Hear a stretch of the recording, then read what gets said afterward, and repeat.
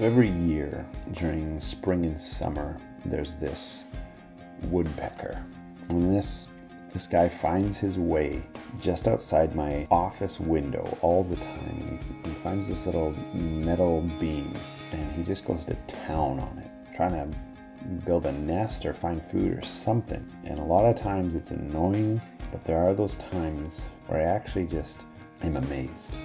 Because here's this small little creature that God has put a natural instinct and a natural design to find shelter, to find food, to survive. And that's absolutely incredible how God cares for them. And I worry and I have anxiety about where money's going to come from to pay for things, where food is going to come from. It can kind of debilitate me. But the reality is that when we are in God's hand, the care that we receive is absolutely incredible. The provision we receive is absolutely incredible. We don't need all this fancy stuff and all these trinkets and odds and ends, because God knows what we need.